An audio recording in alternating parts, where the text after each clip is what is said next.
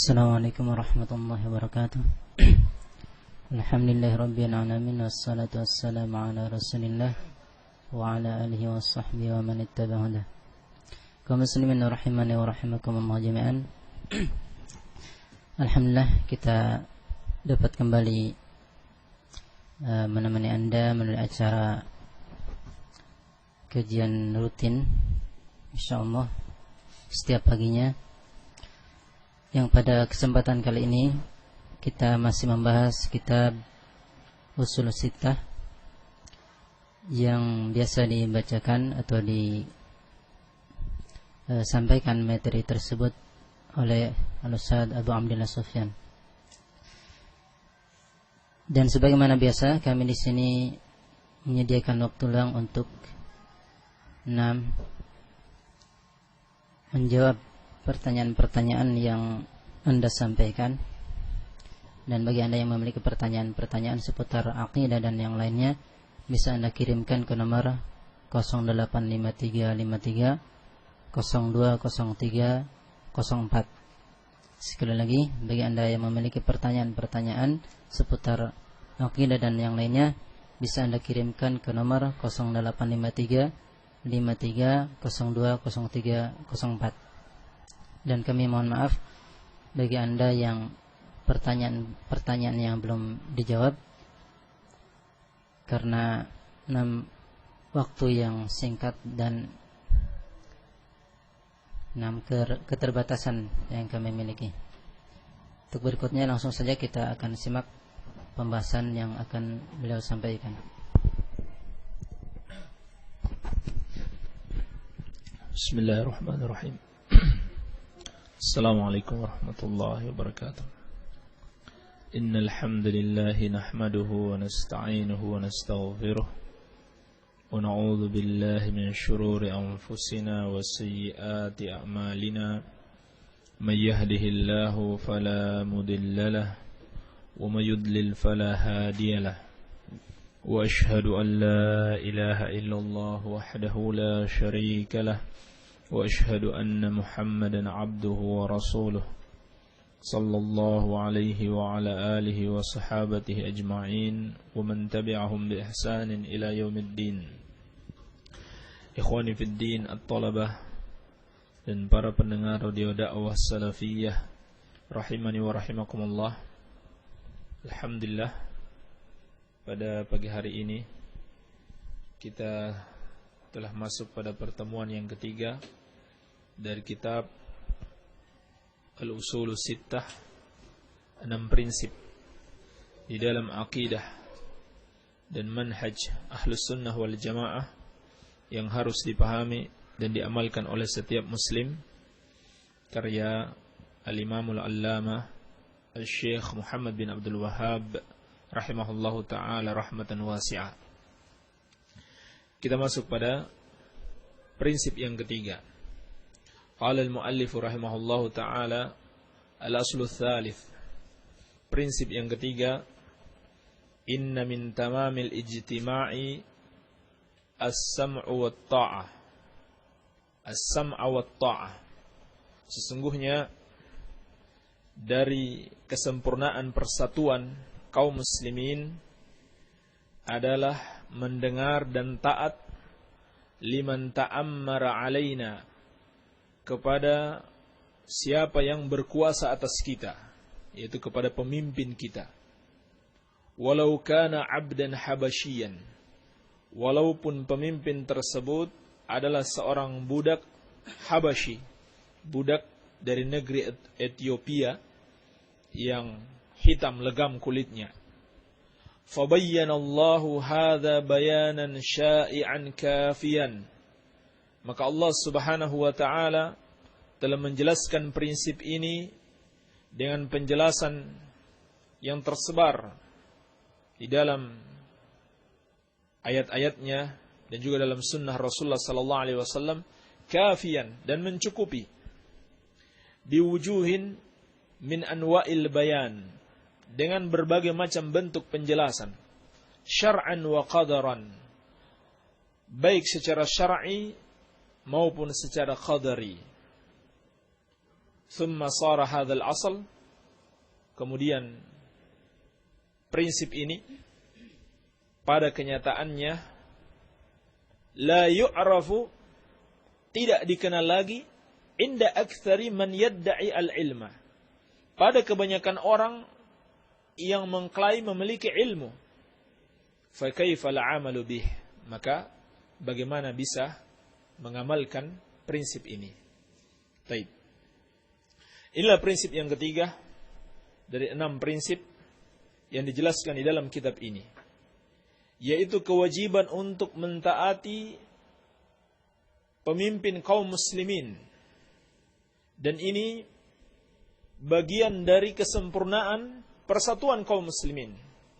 Setelah beliau menjelaskan pada prinsip yang kedua, wajib bagi kaum muslimin untuk bersatu, yaitu bersatu di atas al-haq, bersatu di atas kebenaran, di atas manhaj as-salafus salih, manhaj ahlus sunnah wal jamaah, manhaj atau metode beragama Rasulullah sallallahu alaihi wasallam dan para sahabatnya. Maka untuk menyempurnakan persatuan ini, wajib bagi seluruh kaum muslimin taat kepada pemimpin mereka, taat kepada kepala negara mereka, kepada raja, kepada presiden, dan kepada penguasa yang menguasai negeri mereka. Ini merupakan bagian yang sangat penting dalam akidah setiap muslim. Ini prinsip di dalam agama, prinsip yang harus dipegang teguh oleh setiap muslim. Kalau dia menginginkan keselamatan di dunia dan di akhirat, harus mentaati pemimpinnya, kepala negaranya. Setelah dia mentaati Allah dan Rasulnya, wajib baginya untuk mentaati para pemimpin negara. Dan kebutuhan manusia terhadap pemimpin itu sangat besar. Berkata al-Imam Al-Hasan Al-Basri rahimahullahu ta'ala, wallahi la yastaqimu ad-din illa biwulatil amri. Demi Allah, agama ini tidak akan tegak kecuali dengan adanya para pemimpin negara. Wa in jaru wa zalamu, meskipun mereka berbuat zalim, berbuat jahat, wallahi lima yuslihullahu bihim aktsaru mimma yufsidun. Demi Allah, kata beliau, lama yuslihullahu bihim aktsaru mimma yufsidun. Apa yang Allah perbaiki dengan adanya para pemimpin ini lebih besar dibanding apa yang mereka rusak. Demikian pula berkata Al-Hafidh Ibnu Rajab Al-Hambali rahimahullahu ta'ala, as-sam'u wat-ta'atu liwulati umuril muslimin fiha sa'adatud dunya. Mendengarkan dan mentaati para pemimpin kaum muslimin, di dalamnya terdapat kebahagiaan dunia. Wa biha tantazimu masalihul ibad.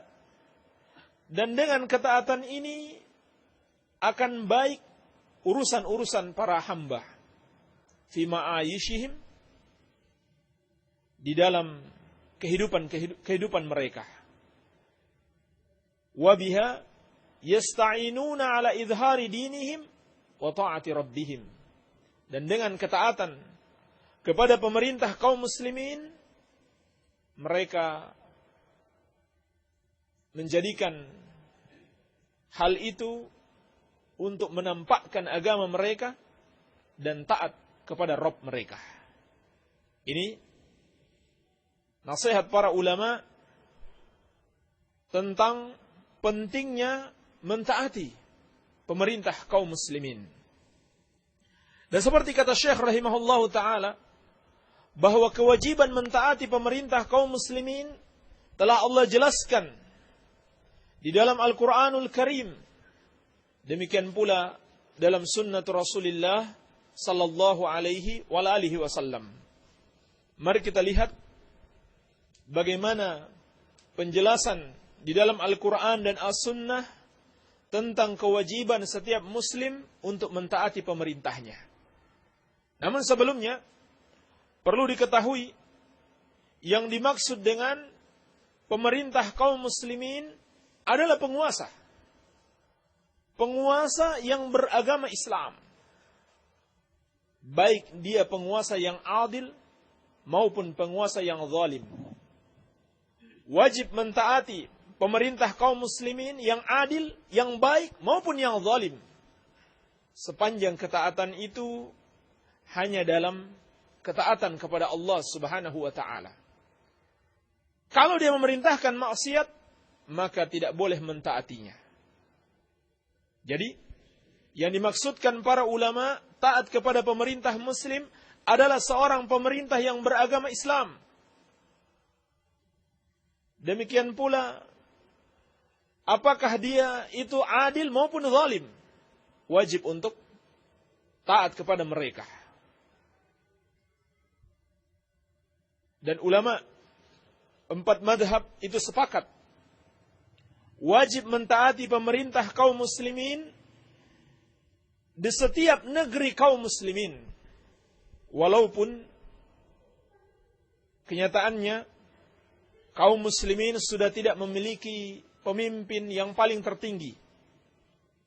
Setiap negara kaum muslimin sudah memiliki pemimpin-pemimpin sendiri, padahal yang semestinya kaum muslimin itu seperti di zaman Nabi SAW dan Khulafaur Rasyidin, satu pemimpin. Di seluruh dunia satu pemimpin.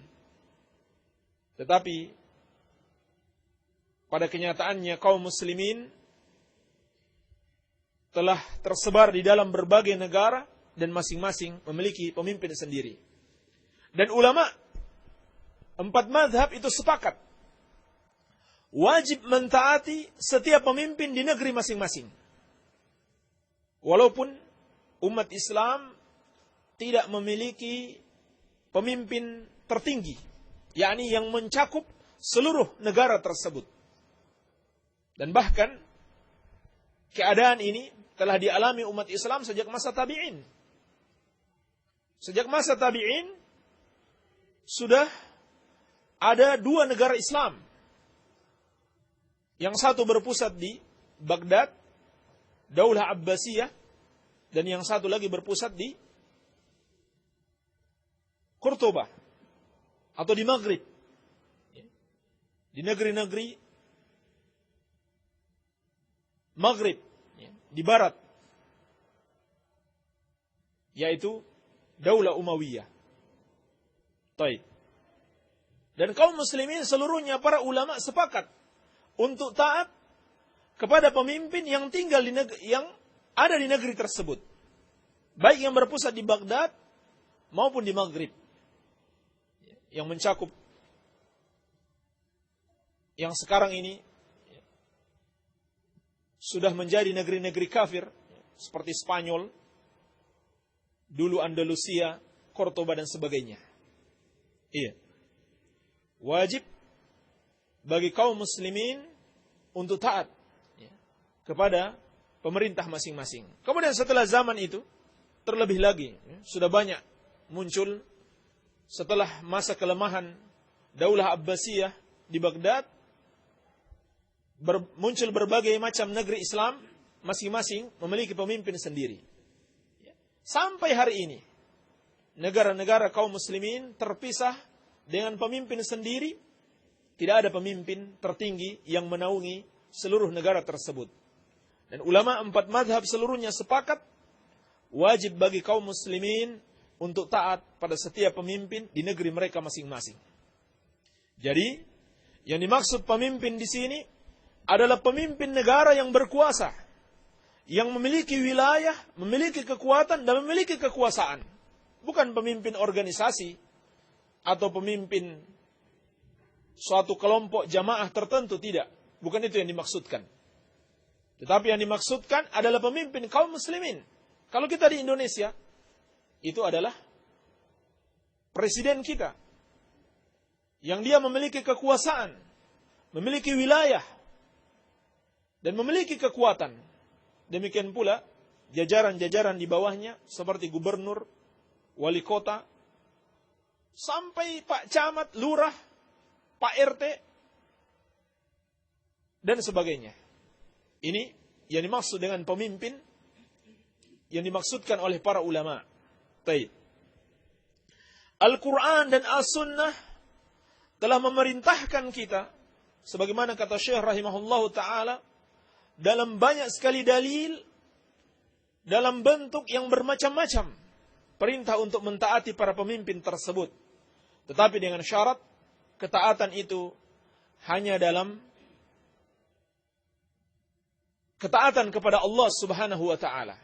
Artinya, kalau mereka memerintahkan untuk berbuat maksiat kepada Allah, maka tidak ada hak lagi mereka untuk ditaati. Maksudnya tidak ada hak untuk ditaati dalam masalah itu. Tetapi dalam masalah yang lainnya, wajib untuk ditaati. Adapun dalil dari Al-Quran, itu sangat banyak. Namun yang paling tegas adalah surat An-Nisa ayat ke-59. Allah subhanahu wa ta'ala berfirman, Ya ayyuhalladzina amanu, ati'ullaha wa ati'ur rasul, wa ulil amri minkum. Wahai orang-orang yang beriman, taatlah kalian kepada Allah, dan taatlah kepada Rasulnya, dan para pemimpin kalian. Ulama menjelaskan, maksud ulil amri, maksud pemimpin di sini, itu mencakup dua golongan, yaitu ulama wal umara. Para ulama dan para umara, para pemimpin negara kaum muslimin.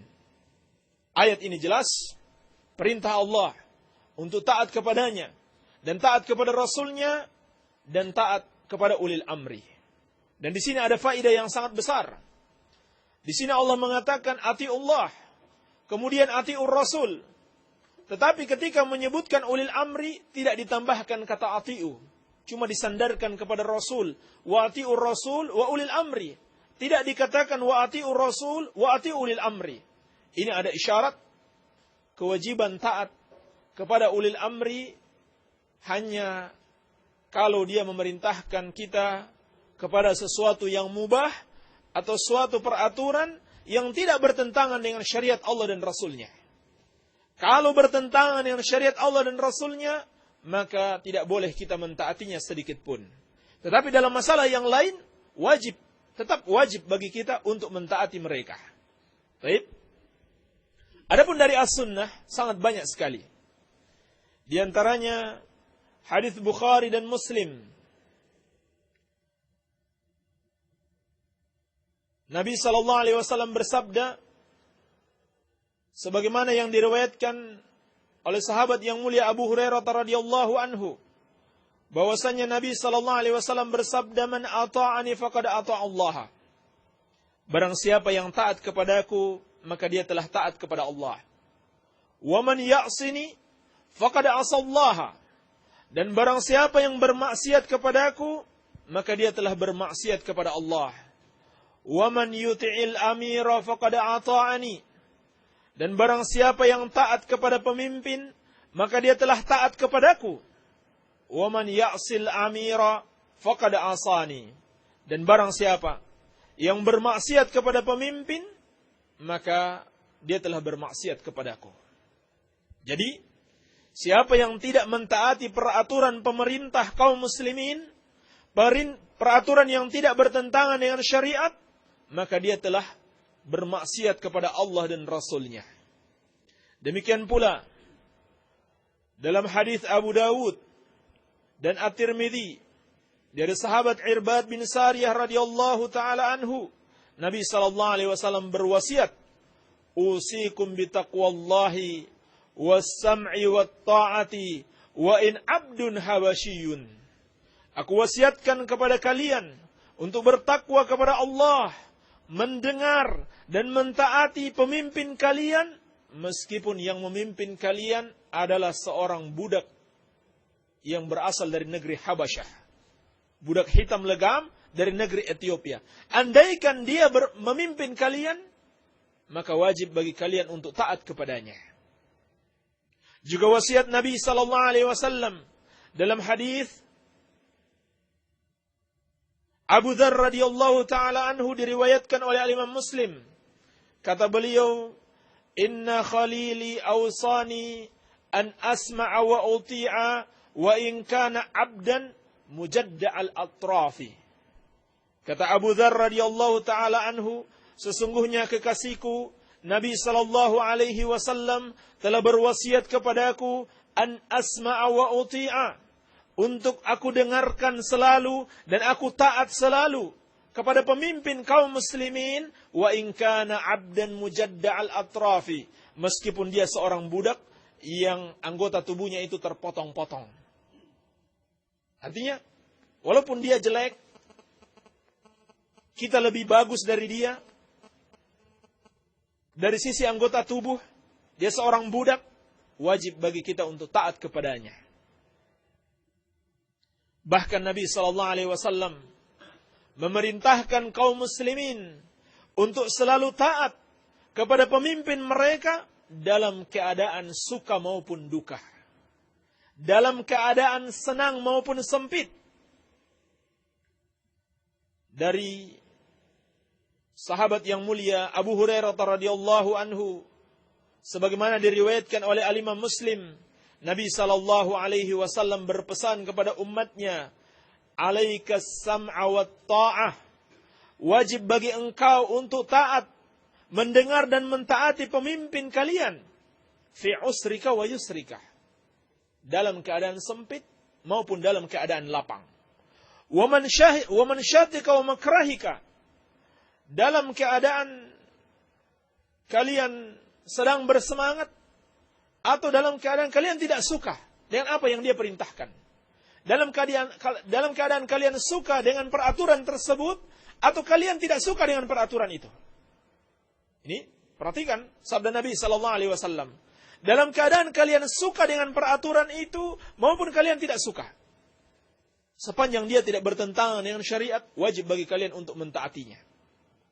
Wa atharatan 'alaik, demikian pula walaupun pemimpin tersebut mengambil hak kalian, dia berbuat zalim, wajib bagi kalian untuk taat kepadanya, sepanjang yang dia perintahkan adalah ketaatan. Walaupun dia sudah menzalimi kita, tapi ketika dia memerintahkan kita untuk taat dalam perkara yang ma'ruf, wajib bagi kita untuk taat kepadanya. Demikian pula dalam hadis Bukhari dan Muslim dari Ubadah bin Samit radhiyallahu taala anhu, Nabi sallallahu alaihi wasallam bersabda, atau kata Ubadah bin Samit radhiyallahu anhu, "Bay'ana 'ala sam'i wat ta'a fi manshatina wa makrahina." Nabi sallallahu alaihi wasallam telah membaiat kami, mengambil janji dari kami untuk taat kepada pemimpin dalam keadaan kita suka atau tidak suka. Wa usrina wa yusrina, dalam keadaan sulit maupun lapang. Wa atharatan alaina, walaupun dia mengambil hak kita. Wa an la nunazi al-amra ahlahu, dan kita tidak boleh memberontak kepada penguasa kaum muslimin, mau merampas kekuasaannya. Illa antarau kufran bawahan indakum minallahi fihi burhan, kecuali apabila kalian melihat kekafiran yang nyata, yang kalian memiliki dalil dari Allah subhanahu wa ta'ala. Artinya, kalau kekafiran itu belum nyata, masih bisa ditakwil, artinya dia belum kafir, maka tidak boleh memeranginya. Dan kalau tidak ada dalil bahwa itu adalah kekafiran, tidak boleh juga memeranginya. Jadi, hadis-hadis ini menjelaskan wajib bagi kaum muslimin untuk taat kepada pemerintah mereka. Tetapi ketaatan itu hanya di dalam perbuatan yang tidak menyelisihi perintah Allah Subhanahu wa taala, menyelisihi syariat Islam. Sebagaimana ditegaskan dalam hadis Bukhari dan Muslim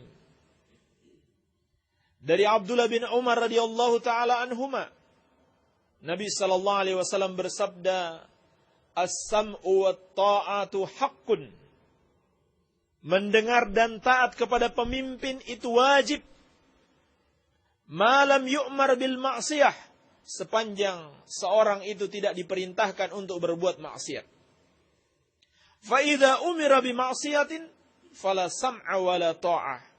Apabila seorang diperintahkan untuk berlaku maksiat, maka tidak ada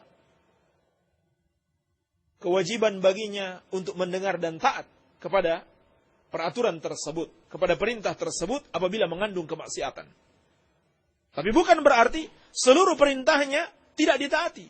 Taat yang sesuai dengan syariat dan jangan taat yang tidak sesuai dengan syariat. Ini prinsip dalam Islam. Jadi, kalau kita mengatakan wajib bagi pemerintah kaum muslimin, bukan berarti kita mencari muka kepada pemerintah. Mau menjilat pemerintah, tidak sama sekali. Ini perintah Allah. Oleh karenanya kita tegaskan, ketaatan kita hanya dalam perkara ketaatan kepada Allah. Kalau ada satu peraturan yang bertentangan dengan syariat Islam, maka wajib bagi kita untuk tidak mentaati peraturan tersebut. Nabi SAW bersabda, la ta'ata li makhluqin fi maksiatil khaliq.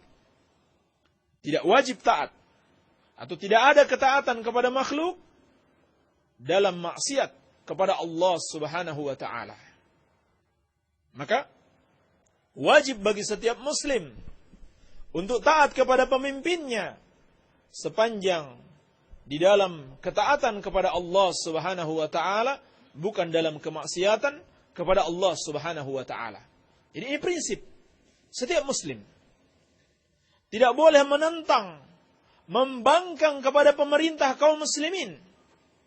Oleh karena itu, ulama seluruhnya sepakat, sebagaimana yang dinukil oleh Qadhi Iyad dan dinukil oleh Al-Imam An-Nawawi rahimahullahu ta'ala, pembesar ulama Syafi'iyah, dalam kitabnya Al-Minhaj, Syarah Sahih Muslim, bahwasannya ulama seluruhnya sepakat haram hukumnya memberontak kepada pemerintah kaum muslimin. Sebab Allah dan Rasulnya memerintahkan setiap muslim untuk taat. Maka haram hukumnya memberontak kepada pemerintah kaum muslimin, walaupun pemerintah tersebut berbuat zalim. Walaupun pemerintah tersebut berlaku zalim, tetap wajib kita taat kepadanya dalam hal ma'ruf. Maka Nabi SAW secara khusus berpesan, apabila datang para pemimpin yang berlaku zalim ini, kalian harus tetap taat kepadanya. Seperti dalam hadis yang diriwayatkan Al-Imam Al-Bukhari dan juga Al-Imam Muslim dari Abdullah bin Abbas radhiyallahu taala anhuma, Nabi sallallahu alaihi wasallam berpesan, "Man kariha min amirihi syai'an falyasbir." Barang siapa yang tidak suka satu perbuatan jelek, perbuatan zalim yang dilakukan oleh pemimpinnya, hendaklah dia bersabar. Fa innahu man kharaja minal sultani shibran mata mitatan jahiliyah. Karena sesungguhnya siapa yang memberontak atau membangkang kepada sultan, kepada pemimpin kaum muslimin sejengkal saja, kalau dia mati jahiliyah. Mati jahiliyah. Ini jelas. Walaupun sudah jelas-jelas kita melihat ada penyimpangan, ada kezaliman.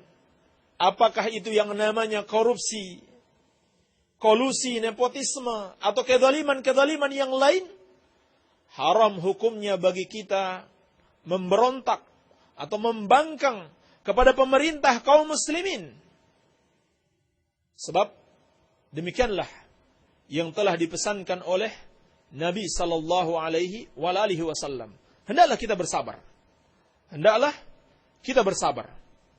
Karena kalau seorang mati dalam keadaan dia menyelisihi pemerintah kaum muslimin, maka dia akan mati seperti matinya jahiliyah. Seperti matinya jahiliyah. Maka wajib bagi kaum muslimin untuk bersabar dengan kezaliman yang dia dapatkan dari pemerintahnya. Baik.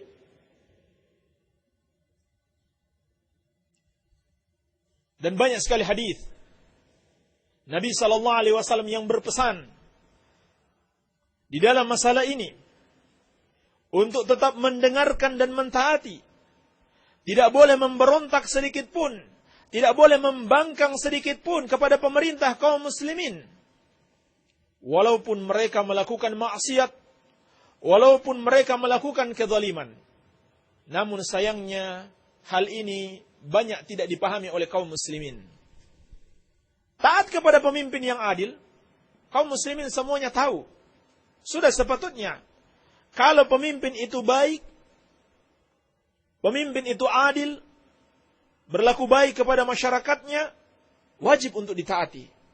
Namun banyak di antara kaum muslimin yang belum memahami kewajiban taat itu juga pada pemimpin yang zalim, pada pemimpin yang jelek, selama dia masih muslim. Ini pesan Nabi SAW kepada para sahabatnya.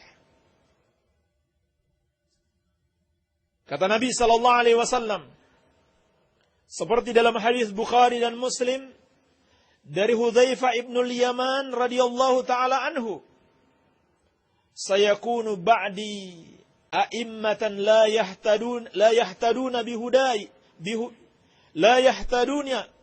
bihadyi. Akan datang nanti setelahku para pemimpin yang tidak mengambil petunjukku. Wala yastannuna bisunnati, dan dia tidak menjalankan sunnah dengan sunnahku. Wa sayaqumu rijalun qulubuhum qulubu syayatin fi juthmani ins. Kata Nabi SAW, akan ada pemimpin di mana mereka itu hatinya hati syaitan, tetapi dalam jasad manusia. Ya, perhatikan bagaimana pesan Nabi SAW sesuai dengan apa yang Allah kabarkan kepadanya, akan datangnya para pemimpin zalim tersebut. Sampai kata Nabi, qulubuhum qulubu syayatin fi jusmani ins.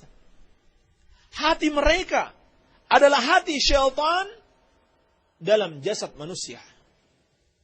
Lalu kata Hudzaifah radhiyallahu anhu, "Kaifa asna in adrakani dzalik?"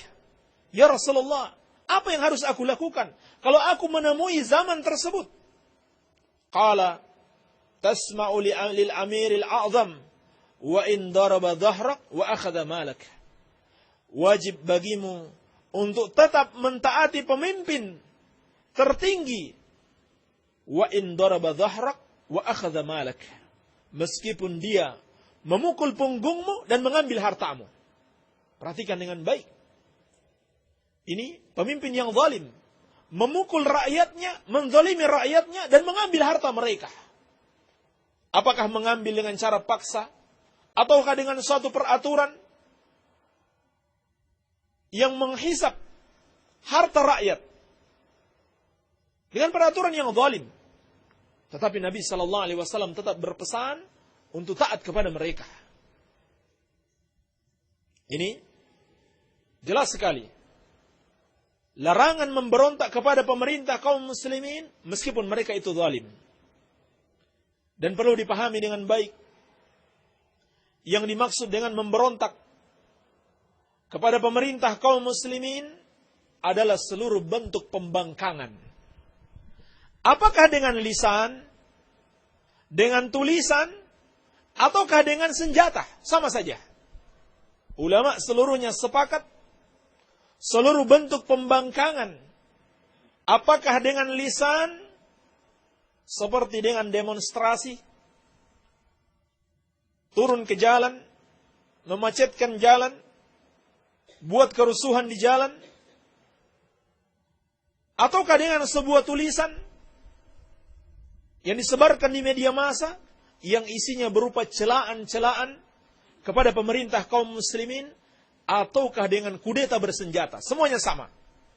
Semuanya dilarang di dalam Islam dan semuanya termasuk bentuk pemberontakan yang dilarang di dalam Islam. Kata Syekh Al-Utsaimin rahimahullahu taala, dalilnya adalah pemberontakan yang dilakukan oleh Dzulkhuwaisirah. Dia yang pertama mencontohkan pemberontakan ketika dia mengatakan kepada Rasulullah sallallahu alaihi wasallam, "I'dil ya Muhammad." Berlaku adillah wahai Muhammad. Fa innaka lam ta'dil, karena sesungguhnya engkau belum berlaku adil. Ini pemberontakan pertama dalam Islam. Dengan lisan, bukan dengan senjata. Lalu kata Syekh Al-Utsaimin rahimahullahu taala, bahwasannya pemberontakan dengan senjata itu tidak akan pernah terjadi kecuali telah didahului dengan pemberontakan dengan lisan. Jadi diharamkan bagi kaum muslimin untuk memberontak dalam semua bentuknya, baik dengan kata-kata maupun dengan senjata, baik dengan lisan, dengan tulisan maupun dengan pedang. Semuanya diharamkan di dalam Islam. Walaupun pemimpinnya berlaku zalim, jelas telah kita sebutkan dalil-dalilnya. Nabi sallallahu alaihi wasallam tetap memerintahkan untuk taat walaupun pemimpin tersebut berlaku zalim, selama dia masih muslim. Barang siapa yang memberontak kepada pemimpin kaum muslimin, maka kalau dia mati seperti mati jahiliyah. Oleh karena itu, siapa yang keluar dari ketaatan kaum muslimin, maka dia adalah ahlul bid'ah. Tidak ada teladannya dari para sahabat kecuali Khawarij. Kecuali kelompok Khawarij, mereka inilah teladan di dalam memberontak kepada penguasa kaum muslimin. Setelah pendahulunya memberontak kepada Rasulullah sallallahu alaihi wasallam dengan kata-kata, lalu menyusul pengikutnya memberontak kepada Utsman dengan senjata, sampai pada akhirnya Utsman radhiyallahu anhu dibunuh oleh mereka. Lalu pada zaman Ali bin Abi Thalib, mereka juga memberontak kepada kaum muslimin. Dan untuk memuluskan pemberontakan mereka, maka sebelumnya mereka nyatakan pemerintah kaum muslimin itu kafir karena tidak berhukum dengan hukum Allah Subhanahu wa taala. Mereka mengingkari pemahaman sahabat bahwa orang yang berhukum dengan hukum Allah asalnya dia adalah kufur asgar, tidak mengeluarkan dari Islam kecuali dia menghalalkan hukum tersebut atau menganggap hukum itu sama kedudukannya atau lebih baik dari hukum Islam. Maka antara pemberontakan dan pengkafiran itu terdapat benang merah yang asalnya dari kelompok Khawarij. Dan di masa ini aliran tersebut tetap ada, sehingga kita mendengarkan kejadian demi kejadian pembunuhan kepada kaum muslimin, khususnya kepada pemerintah kaum muslimin atau kepada aparat keamanan yang loyal kepada pemerintah kaum muslimin, dilakukan oleh kelompok ini. Sebab adanya paham memberontak kepada kaum muslimin dan mengkafirkan kaum muslimin, khususnya pemerintah kaum muslimin. Oleh karena itu, siapa yang keluar dari ketaatan kepada kaum muslimin, kepada pemerintah kaum muslimin, maka dia mubtadi. Sebagaimana yang dikatakan oleh Al-Imam Ahmad rahimahullahu ta'ala, siapa yang tidak mentaati pemerintah kaum muslimin, maka dia mubtadi. Dia itu ahlul bid'ah. Sebagaimana apabila dia menyelisihi kaum muslimin dalam manhaj mereka, yaitu manhaj para sahabat Rasulullah sallallahu alaihi wasallam. Oleh karena itu, makna jamaah di dalam Islam, seluruh makna jamaah di dalam ayat-ayat atau hadis Rasulullah sallallahu alaihi wasallam kembali kepada dua makna, yaitu manhaj Rasulullah sallallahu alaihi wasallam dan para sahabatnya, dan yang kedua pemerintah kaum muslimin. Siapa yang menyelisihi dua makna jamaah ini, maka dia telah keluar dari lingkaran ahlus sunnah wal jamaah kepada ahlul bid'ah wal furqah. Siapa yang tidak memahami Islam atau tidak mengikuti akidah Nabi sallallahu alaihi wasallam dan para sahabatnya, maka dia adalah ahlul bid'ah, bukan lagi ahlus sunnah. Demikian pula siapa yang keluar dari jamaah kaum muslimin, yaitu pemerintah kaum muslimin, dia juga ahlul bid'ah, bukan ahlus sunnah. Walaupun pemerintah itu ahlul bid'ah, tetapi siapa yang keluar menentang kepadanya, tetap saja orang yang melakukan itu dikatakan sebagai ahlul bid'ah. Sebab Nabi sallallahu alaihi wasallam telah memerintahkan kita untuk mentaati pemerintah kaum muslimin meskipun mereka zalim. Meskipun mereka zalim. Jadi, siapa yang memberontak kepada penguasa kaum muslimin, sama saja dia keluar dari manhaj ahlus sunnah wal jamaah, maka dia mubtadi' khawarij. Apabila dia awalnya ahlus sunnah, maka dia menjadi ahlul bid'ah. Ini sebagaimana yang dikatakan Syekhul Islam Ibn Taimiyah rahimahullahu ta'ala, bahwasannya bid'ah yang mengeluarkan pelakunya dari lingkaran ahlus sunnah adalah bid'ah yang masyhur di kalangan para ulama, di antaranya bid'ah khawarij, memberontak kepada penguasa kaum muslimin. Baik penguasa itu penguasa yang adil maupun penguasa yang zalim. Inilah prinsip di dalam Islam yang sayang sekali tidak dipahami oleh seluruh kaum muslimin. Bahkan di zaman Asy-Syaikh rahimahullahu ta'ala, penulis kitab ini, beliau sudah mengatakan, "Thumma sara hadzal aslu la yu'raf inda aktsari man yadda'i al-ilm." Sayang sekali prinsip ini tidak dikenal lagi oleh kebanyakan orang yang mengaku memiliki ilmu. Maka bagaimana lagi dengan selain mereka? Justru sebaliknya, orang yang menjelek-jelekan pemerintah di media massa, di mimbar-mimbar, dikatakan sebagai pemberani. Bukan penjilat penguasa, bukan kaki tangan penguasa. Dialah dai yang sebenarnya. Padahal dia telah menyelisih prinsip yang sangat besar dalam prinsip Islam. Ini yang terjadi pada sebagian kaum muslimin. Kalau dia berani mengkritik pemerintah secara terang-terangan, seakan-akan dialah dai yang sebenarnya. Dialah ustadz yang sebenarnya. Karena dia pemberani. Padahal dia telah menyelisihi prinsip Islam yang sangat besar.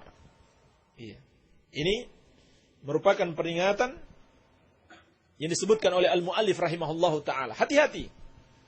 Jangan tertipu dengan orang-orang yang mengklaim mereka itu da'i, memiliki ilmu, atau seorang kiai, lalu kemudian dia menjelek-jelekkan pemerintah kaum muslimin di media massa atau di mimbar-mimbar terbuka, maka dia itu khawarij. Dia bukan seorang ahlu sunnah. Dia tidak mengikuti prinsip Islam yang sebenarnya.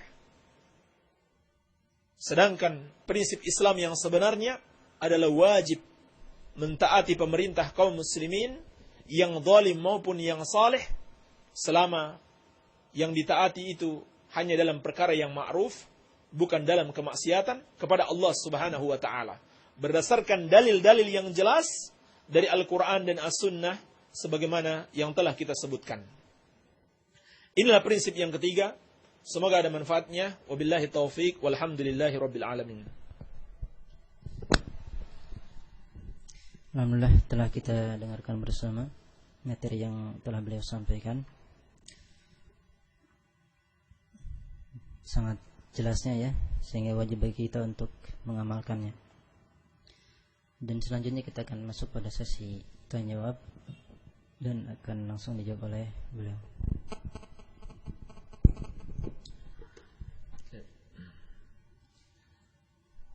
Bismillah, alhamdulillah, salatu wassalamu ala rasulillah. Mabad. Ustaz, bagaimana hukum seorang laki-laki memakai cincin? Tidak masalah insyaallah ta'ala, sepanjang bukan cincin emas. Ini termasuk yang mubah.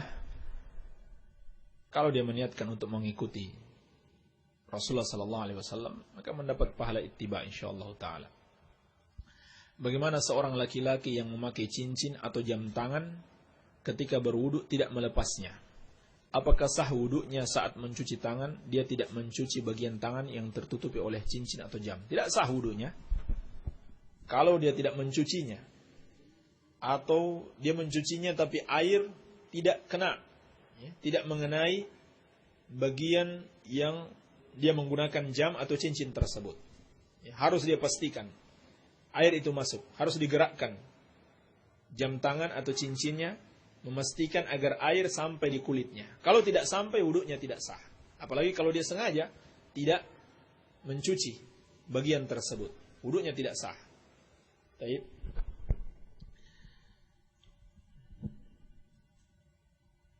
Waktu saya duduk di bangku sekolah, guru saya mengatakan kalau takdir itu terbagi dua, yaitu takdir mubram dan takdir mu'allaq. Takdir yang bisa dirubah dan takdir yang tidak bisa dirubah. Apa itu maksudnya Ustaz? Dan apakah hal itu benar? Ini benar, sebagaimana yang dijelaskan para ulama. Ada catatan takdir, yaitu yang ada di Lauhul Mahfuz, yang tidak bisa dirubah sama sekali. Dan ada yang bisa dirubah, yaitu catatan takdir yang ada di tangan para malaikat. Hanya saja, seperti kata Syaikhul Utsaimin rahimahullah ta'ala, jangan kita pahami bahwa perubahan takdir itu belum tercatat. Itu sudah tercatat juga. Ini ketika beliau menjelaskan tentang hadis bahwasannya doa itu bisa merubah takdir. Maksud hadis tersebut, kata beliau, jangan dipahami bahwa tadinya belum ditakdirkan, lalu setelah dia berdoa baru ditakdirkan. Tidak. Bahkan doanya dan takdir dirubah setelah dia berdoa, itu sudah ditakdirkan juga.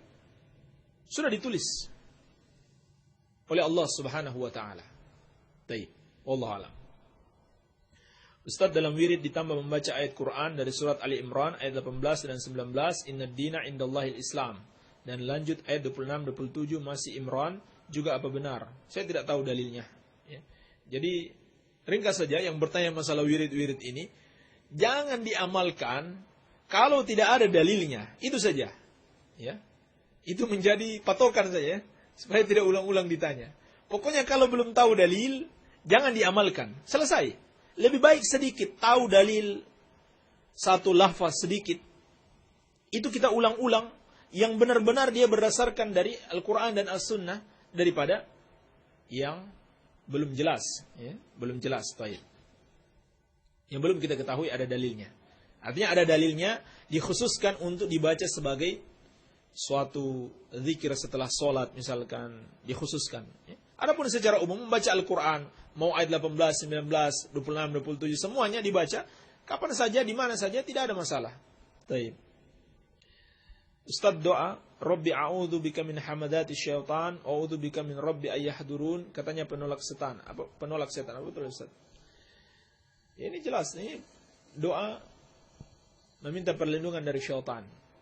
Hanya saja lafaz yang kita temukan di dalam hadis yang sahih, yakni a'udzu bikalimatillahi tammati min ghadabihi wa iqabihi wa min syarri ibadihi wa min hamazati syayatin wa ayyahdurun.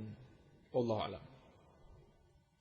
Ustaz, di buku tuntunan salat lengkap Busana Muslim ada doa awal tahun dan akhir tahun yang harus dibaca. Hanya saja tidak disebutkan doanya. Ditunggu jawabannya Ustaz. Ana juga belum tahu dalilnya. Pokoknya belum tahu dalilnya jangan dibaca. Kalau sudah tahu ada dalilnya baru dibaca.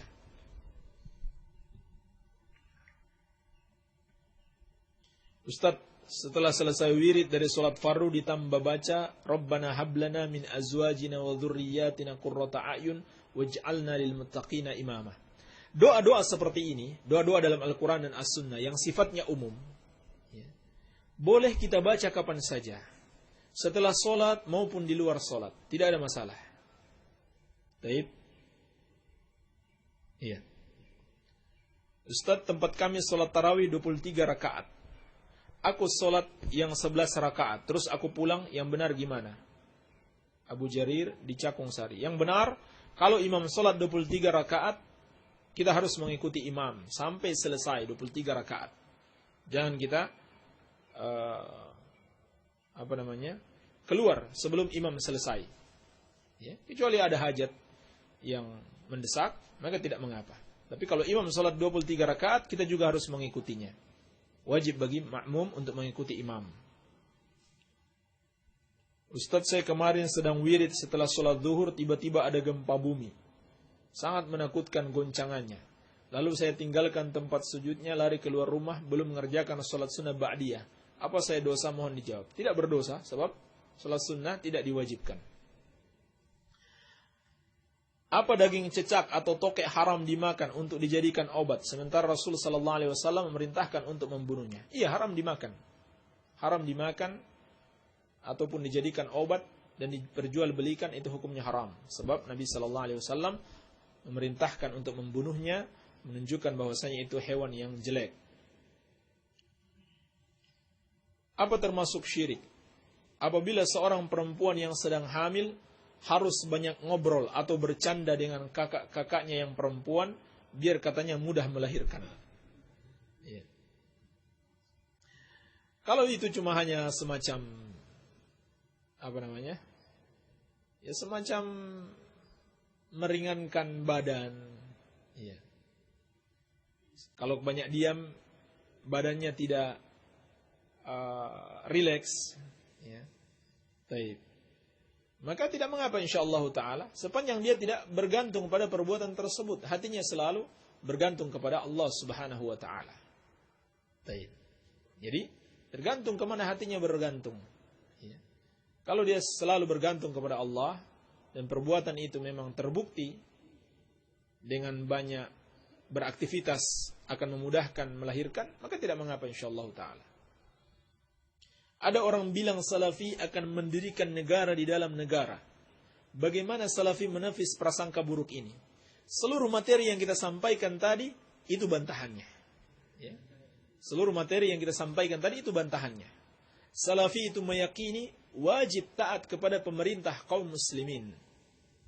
Haram hukumnya mendirikan negara dalam negara, yakni memberontak kepada pemerintah kaum muslimin. Mendirikan negara dalam negara itu sama dengan memberontak. Sama dengan memberontak kepada pemerintah kaum muslimin.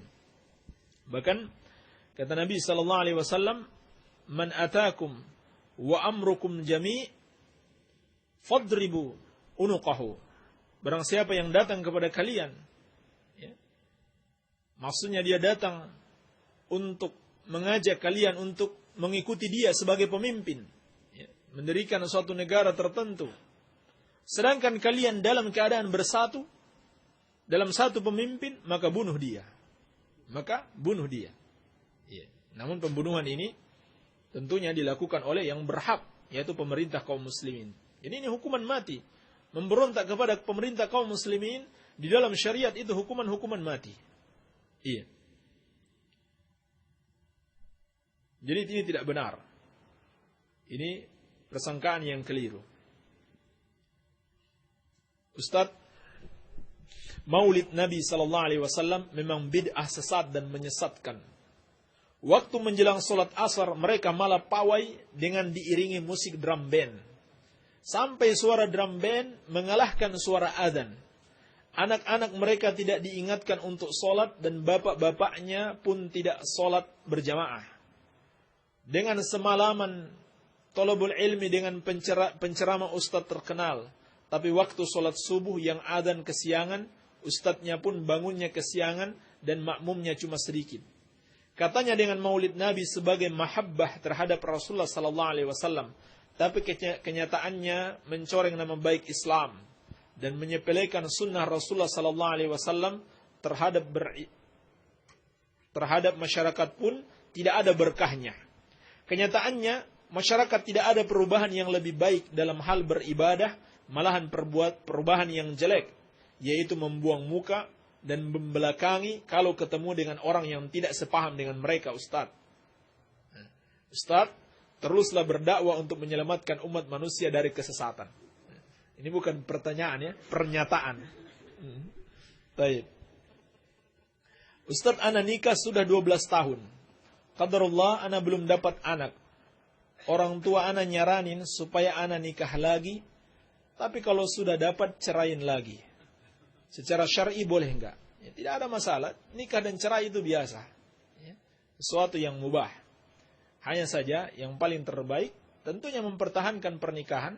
Dan kalau mau menikah lagi, mau tambah istri 1, tambah jadi 2, 3, dan 4, tidak ada masalah. Iya. Tambah sebanyak-banyaknya, batasnya 4. Ya. Biar anak-anaknya menjadi banyak. Baik.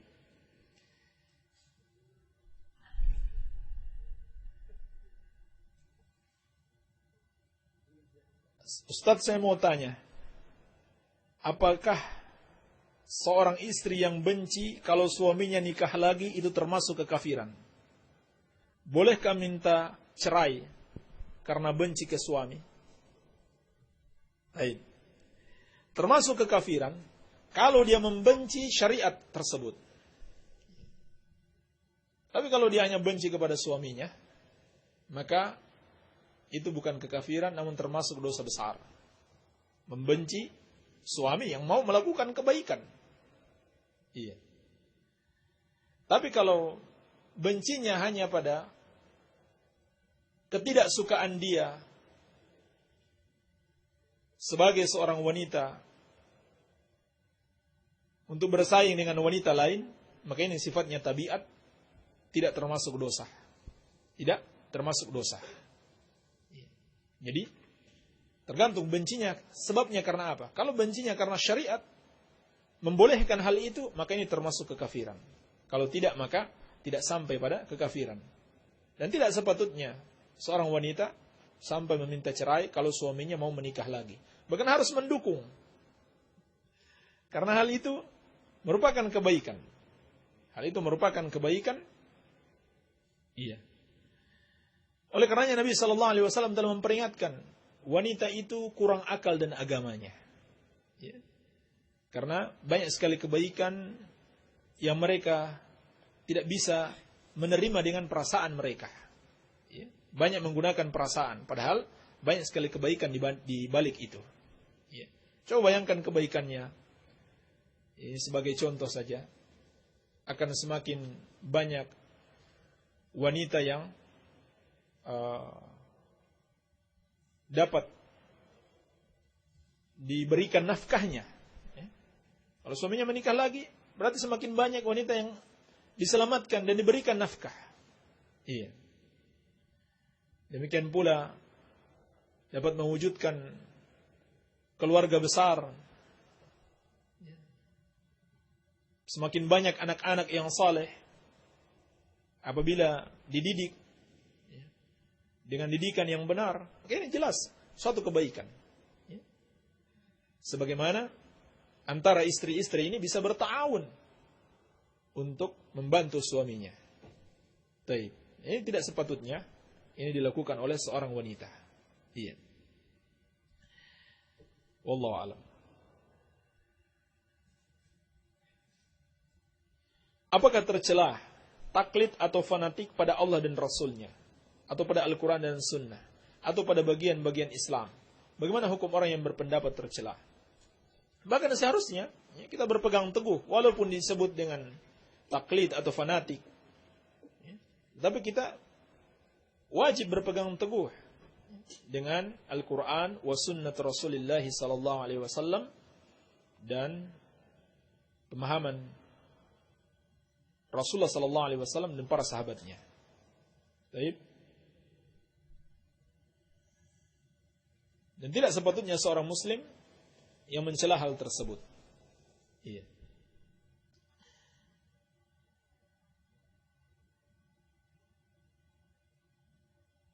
Pak Ustadz, apakah perkataan Sayyidina Muhammad merupakan bid'ah?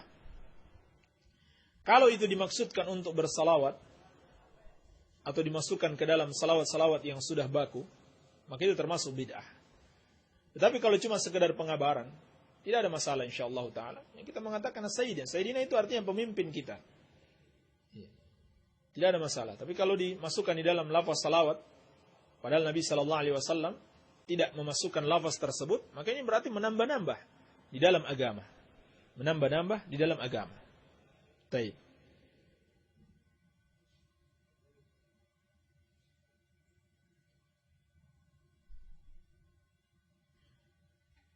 Saya Udin. Mengapa sadaqallahul azim itu bid'ah? Sedangkan dalam Al-Quran ada. Ada di mana nih? Surat apa, ayat berapa dalam Al-Quran? Kalaupun ada, apakah disyariatkan ucapan tersebut dibaca setelah sehabis baca Al-Quran atau tidak? Baik. Nah, ini yang perlu dipahami. Kalaupun ada dalam Al-Quran, dan kalau ada ayat berapa, surat apa ayat berapa, dan kalaupun ada, apakah boleh dikhususkan bacaan tersebut dibaca setiap kali kita habis baca Quran? Itu harus perlu dalil tersendiri, perlu dalil khusus. Iya. Ya, sepanjang yang kita ketahui tidak ada kedua-duanya. Atau mungkin yang dimaksudkan di sini tercetak di Al-Quran. Nah, kita katakan ini Al-Quran dicetak oleh berbagai penerbit. Terkadang mereka menambahkan kata pengantar, menambahkan keterangan. Nah, itu bukan bagian dari Al-Quran, cuma tambahan-tambahan dari penerbit. Iya. Sebagaimana yang banyak tercetak di Indonesia, ada tambahan Asmaul Husna. Padahal itu hadisnya dhaif. yakni 99 lafaz Asmaul Husna yang ada di sampul bagian dalam, di awal dan di akhir mushaf Al-Quran cetakan Indonesia pada umumnya. Kalau cetakan luar negeri, Anda belum pernah lihat. Tapi cetakan Indonesia ada. 99 mulai dari Allah dan seterusnya. 99 nama itu dia dasarkan dari hadis yang diriwayatkan oleh Imam Tirmidzi, namun hadisnya dhaif. Sehingga di situ ada nama-nama yang bukan nama Allah, seperti Al-Muntaqim. Al-Muntaqim di situ disebutkan, coba lihat. Dan itu bukan termasuk nama Allah sebab hadisnya dhaif. Ini contoh. Mereka menambah-nambahkan yang tidak berasal dari Al-Quran wa Sunnah. Al-Muntaqim dicari dalam Al-Quran tidak ada. Demikian pula dalam As-Sunnah tidak ada kecuali hadis yang dhaif tersebut. Baik. Ustaz Anar Rajih di Maruyung Sari, tolong jelaskan dari kelompok mana Sururi itu. Ya, Sururi itu dari kelompok Ikhwanul Muslimin yang mengaku Salafiyah. Itu intinya. Itu inti Sururi. Ya. Mencampurkan antara akidah Salafiyah dan manhaj Ikhwanul Muslimin. Ya, di antara bentuknya mereka menentang pemerintah kaum muslimin. Ya. Atau memberontak kepada pemerintah kaum muslimin. Ya. Walaupun terkadang tidak sampai memberontak dengan senjata, ya, tapi dengan kata-kata, seperti dengan demonstrasi, atau dengan menulis artikel celaan-celaan kepada pemerintah di media massa. Taib. Mohon maaf Ustaz, saya mimpi ada belang-belang putih di leher dan di pipi.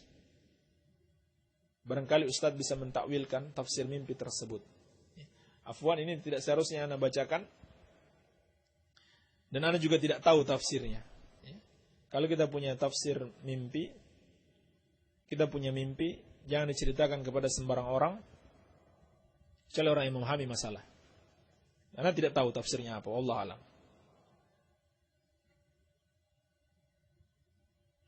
Pak Ustaz, harus pakai zakatkah uang dapat dari bank, umpamanya, dan dari mulai nilai berapa yang harus kena zakat? Uang dapat dari bank maksudnya apa? Kalau maksudnya uang bunga, maka ini haram. Haram diambil. Haram diambil uang dari bunga bank. Baik. Demikian pula kalau itu berupa hadiah dari bank. Dan hadiah itu berdasarkan karena kita menabung di sini, ini sama riba. Ini termasuk riba. Tidak boleh diambil. Baik. Adapun nilai berapa yang harus kena zakat, dia seperti nisab emas dan perak. Diambil mana yang paling ringan, yang paling rendah. Dan pada umumnya perak itu paling rendah. Dan nisab perak 595 gram. Adapun emas 85 gram. Baik. Mana nilainya yang paling rendah, yang paling murah, itu diambil. Artinya kalau uang sudah sejumlah 595 gram perak, maka wajib dikeluarkan zakat apabila telah dimiliki selama setahun dan tidak pernah berkurang. Tidak pernah berkurang selama setahun tersebut. Kalau sempat berkurang, maka tidak wajib zakat. Kalau bertambah, maka seluruh tambahan yang masuk pada pertengahan atau akhir tahun itu juga dihitung bersama. Ya, tidak perlu dihitung nisab yang baru, harta yang baru tidak, tapi dihitung bersama. Baik. Ustaz, saya sudah kebiasaan salat duha, rakaat pertama pakai surat wasyamsi wa duhaha. Dan rakaat kedua pakai surat wadduha wal laili idza saja. Dan untuk rakaat selanjutnya menggunakan sembarang surat dari ayat Quran. Maksudnya tidak ada urutan, apa boleh Ustaz? Yang seharusnya tidak perlu mengkhususkan surat dan ayat tertentu. Baca surat ayat mana saja, rakaat pertama, kedua dan seterusnya, tidak ada masalah. Apa bedanya Yahudi dan Israel? Apa bedanya Yahudi dan Israel? Yahudi itu adalah nama suatu bangsa. Itu bangsa Yahudi yang Allah Subhanahu wa taala mengutus Nabi Musa alaihissalam kepada mereka membawa kitab Taurat. Adapun Israel itu adalah nama Nabi Yakub alaihissalam. Oleh karena itu, jangan kita namakan negara Yahudi dengan Israel. Termasuk kesalahan kita menyebut mereka dengan Israel dan mereka bangga dengan sebutan itu. Padahal itu adalah nama Nabi yang mulia, Nabi Yakub alaihissalam. Baik. Barangkali ini saja yang bisa kita jawab. Semoga ada manfaatnya. Lebih dan kurangnya saya mohon maaf. Yang benar itu dari Allah Subhanahu wa taala dan yang salah dari kebodohan kami dan dari syaitan. Subhanaka Allahumma wa bihamdika asyhadu an la ilaha illa anta astaghfiruka wa atubu ilaik. Wa sallallahu ala nabiyyina Muhammadin wa alihi wasallam. Walhamdulillahirabbil alamin. Alhamdulillah telah kita ikuti bersama acara ini dengan lancar. Mudah-mudahan kita masih diberi kesempatan oleh Allah Subhanahu wa taala mengikuti kajian-kajian yang berada di Pondok An-Nur Al-Atsari. Dan khususnya untuk kajian ini. Tentunya tidak ada dikhususkan ya. Dan bagi Anda, kami masih memberikan peluang untuk mengirimkan pertanyaan-pertanyaan seputar akidah dan yang lainnya ke nomor 085353020304. Sekali lagi kami mohon maaf bagi Anda yang pertanyaan-pertanyaannya belum bisa kami jawab karena keterbatasan yang kita miliki. Dan di samping itu, pertanyaan-pertanyaan yang Anda kirimkan tentunya dipelajari terlebih dahulu oleh Ustaz sehingga jawabannya pun sesuai dengan apa yang diinginkan. Tentunya sesuai dengan dalil dari Alkitab wa Sunnah. Demikian yang bisa kami sampaikan. Atas segala kekurangannya kami mohon maaf. Wabillahi taufik. Wassalamualaikum warahmatullahi wabarakatuh.